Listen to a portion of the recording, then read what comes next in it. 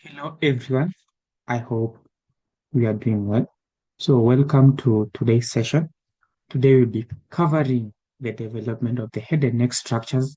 This is embryology series that will be tailored on the development of the structures of head and neck. And the program is being done by Anatomy Made Easy. And here is what we are going to discuss for the next video series. We're going to discuss the development of the face. So this video today will be covering the development of the face, palate, nose, lips, and jaws. For the next video that we'll do immediately, we'll cover the development of the tongue.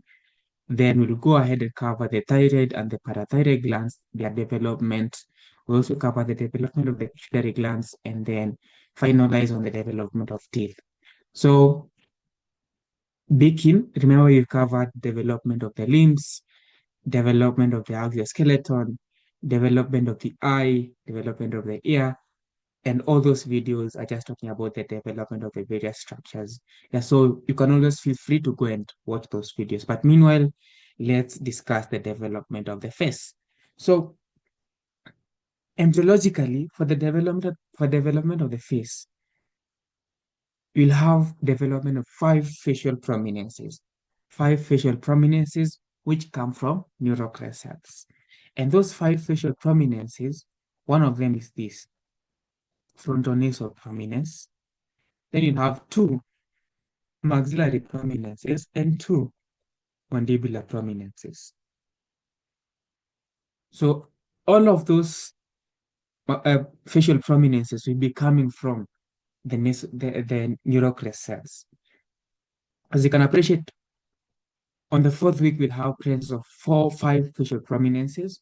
We have one median frontonasal prominences, two lateral maxillary prominences, and two inferior mandibular prominences. So a total of five facial prominences, as you can see them here. So you have one frontonasal prominence, we have two maxillary prominences, and two mandibular prominences, as you can see there. So the face will develop from those structures. The head and neck structures will develop from those structures, as you can see there. So you have one frontonasal prominence above the somodium. This is the somodium, the future mouth. So you have one above, which is frontonasal prominence, two maxillary prominence, which are lateral to the stomodium. As you can see, this stomodium, the oral opening. So lateral to it, you have the maxillary prominences. And then you have now two mandibular prominences just inferior or caudal to the stomodium. Mandibular prominences are just inferior to the future mouth. And we're supposed to appreciate that what happens in the fifth week is that you'll have formation of the nasal pits. So how does those nasal pits form? You have this, the nasal placoids. This is the nasal placoid which invaginate from the nasal pits, as you can see here. So in the fifth week, we have formation of the nasal placoid around above the stomodium. Then this nasal placoids invaginates to give you the nasal pits, as you can see here. So here are the nasal pits, which are coming across due to the nasal placoids invaginating. Remember, these nasal placoids are just forming above the future mouth, the stomodium, as you can see here. So these are the nasal placoids. After the invaginating, they give you the nasal pits. So the nasal pits are bounded by ridges. So these are ridge, and these are another ridge here. So these two ridge will divide the nasal prominence. This is a nasal prominence. The frontonasal prominence it has a frontal process and a nasal process. So this nasal process is divided into two by these ridges. Into will have a medial prominence, and a lateral prominence, as you can see here. So these are maxillary prominence.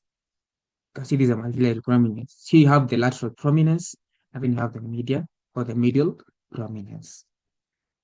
So what will happen is now you'll have the growth of in the sixth and seventh week, we'll have the growth of the maxillary prominence. So this is a maxillary prominence. It will grow. It will grow. And when it will grow, it will come ahead and now overlap the lateral prominence and fuse with the medial prominence, as we'll see in our next slide. So this is a maxillary prominence having overgrown. Then we have the lateral prominence here. You have the maxillary prominence here. And then you have here medial prominence. So the medial prominence, at this point, it will be compressed by the maxillary prominence, as you can see here. So in the sixth and seventh week, the growth of the maxillary prominence leading to compression of the medial nasal prominences. So this is a feature mouth. You can see the nasal placodes. You have these are the ridges. This maxillary prominence, lateral prominence, and the medial prominence. So this maxillary prominence will grow to compress this maxillary prominence.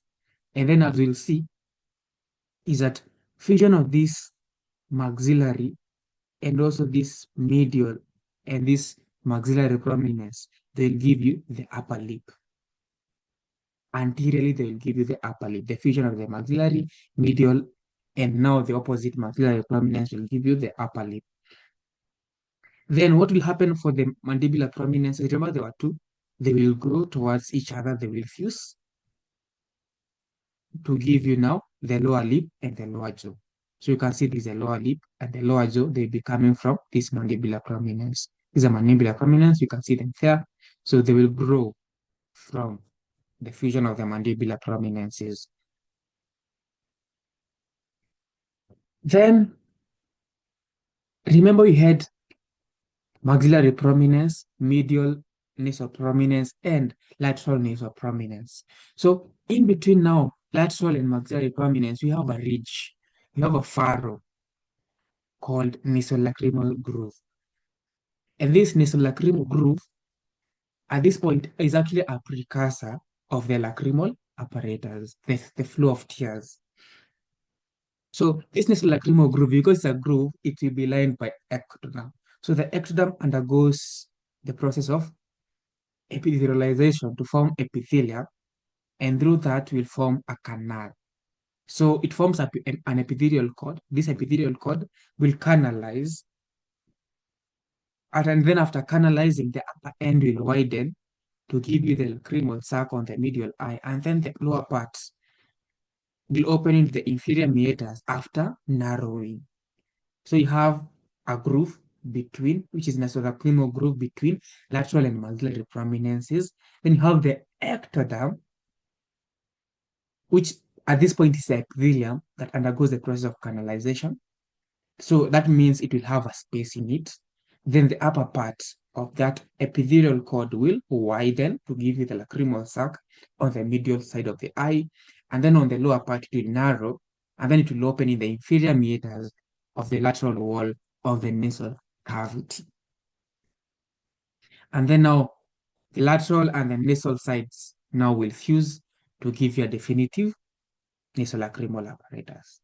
As you can see here, this is just an anatomy of the nasolacrimal apparatus. You can appreciate this is the lacrimal gland that gives us tears. Then, due to the wiping of this upper eyelid, it will enable now the movement of the eye. The lacrimal punctures will work, and the canaliculi will work, and then you'll have now the tears going into the lacrimal sac. And then after that, you'll have now this groove, the nasolacrimal duct, and then it will open in the inferior meatus of the nasal cavity, as you can see there. So that's actually a flow of tears, as you can see there. Then we talk about the development of the nose. Development of the nose. So how does the nose develop? So remember we had 5 facial prominences. So we had the frontal nasal prominences, frontal nasal prominence, giving us the bridge of the nose. Then the medial nasal prominence will give us the tip and the crest of the nose at this point. Sorry for that typo, of the nose. So medial nasal prominence gives us the tip and the crest of the nose. And then the lateral nasal prominence will give us the ala of the nose. So of course, all these structures of head and neck, to be precise, they're coming from neurocrest cells. These neurocrest cells will give you various pharyngeal arches. These pharyngeal arches will give you various facial prominences. These facial prominences are the ones that now will give you the structures of the head and neck. They'll give you the stomodium.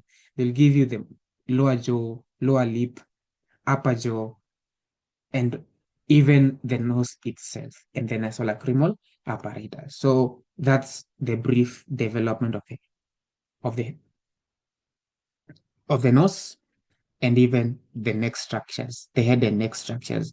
So maybe to wrap it up is that we need to talk about the development of the palate. So how does the palate develop? So the medial nasal prominences form the labial philtrum, the jaw for the upper four incisors and the primary palate. So remember, at this point, you hear the medial nasal prominences being compressed by this maxillary prominence. So after compression, they fused.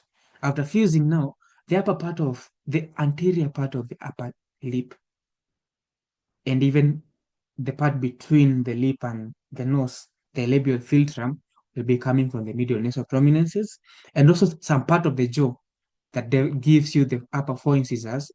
Now the part will be called the primary part of the jaw will be coming from the medial nasal prominence, and now the primary palate, the anterior part of the palate, will be coming from the medial nasal prominences. For the palate development, as you can see here, this is what actually what we are talking about. Can appreciate this is the medial nasal prominences, the maxillary prominences, the two. You can appreciate these actually the maxillary prominences, they grow and fuse with this medial nasal prominence.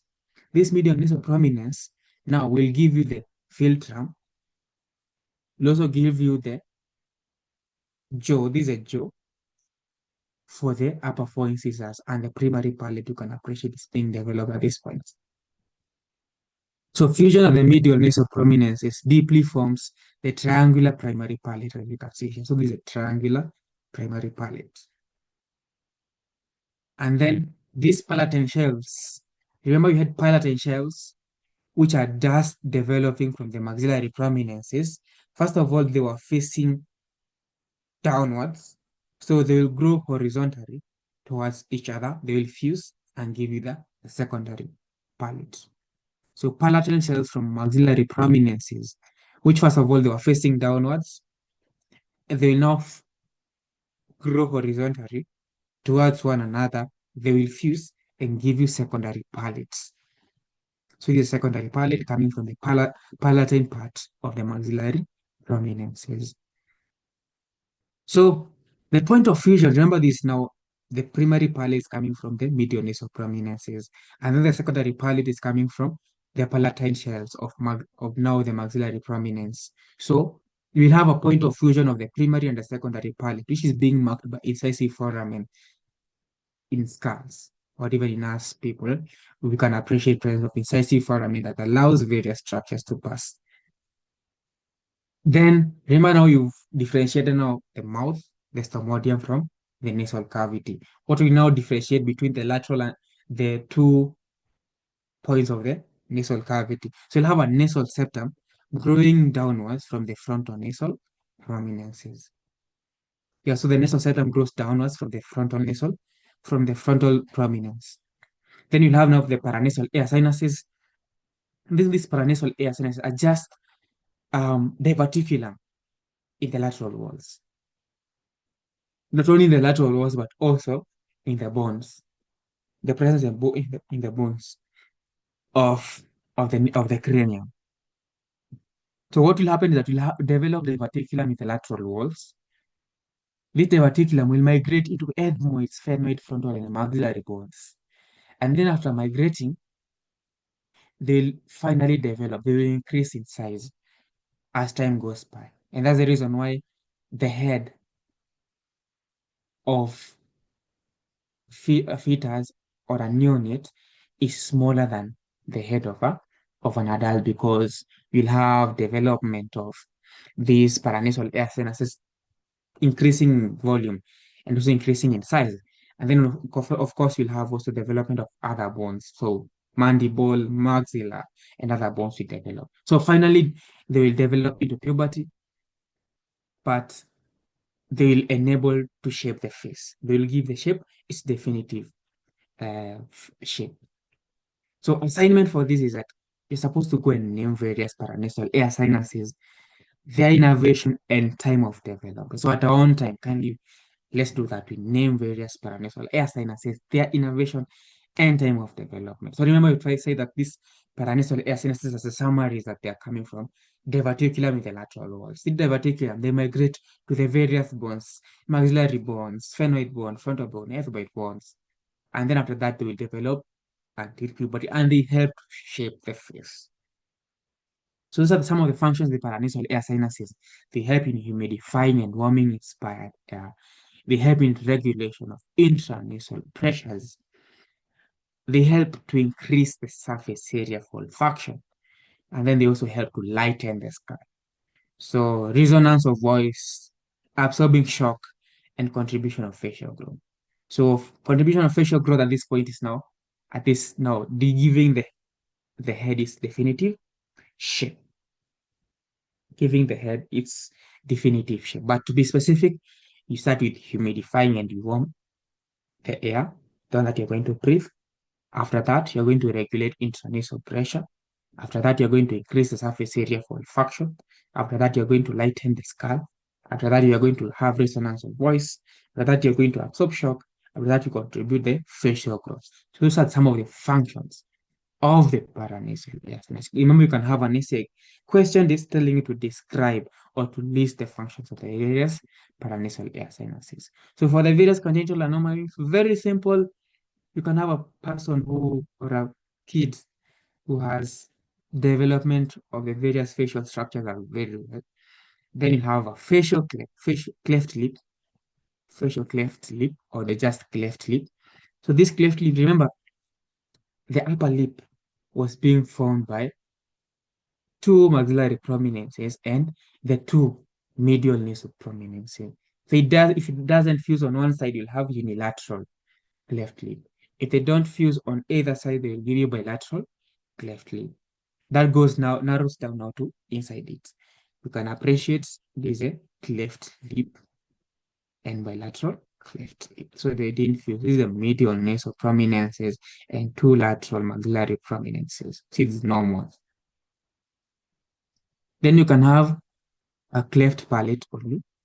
So then a cleft palate comes across when you have failure of fusion of the maxillary prominences.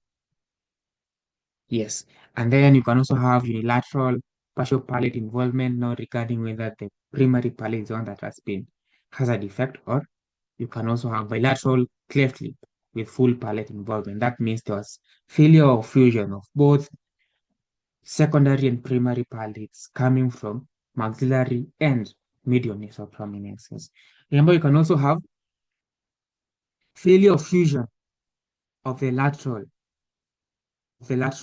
and the maxillary prominences. So remember, this nasolacrimal groove was being formed by lateral nasal prominence and medial and the maxillary prominence. So a failure of fusion will lead to facial oblique facial cleft. So this oblique facial cleft, if it's on one side, it's unilateral. If it's on either side, it's bilateral, as you can see here. So this is bilateral facial cleft, a bilateral oblique facial cleft. And I guess with that, I can just say that it will just ends in tears in terms of you can put your best and then you pass well, and then you have tears of joy. But on the other side, you can also have tears of regret. But I pray that we'll do our best. So with that, I hope we'll have a very good session. Hope you subscribe, you'll share with your friends, and you'll continue to wait for more videos and more videos. So for the next video, you're going to do development of the tongue, a 5 to 10 minutes video. So make sure you subscribe, you watch that video, and even you share with your friends. So with that, until next time.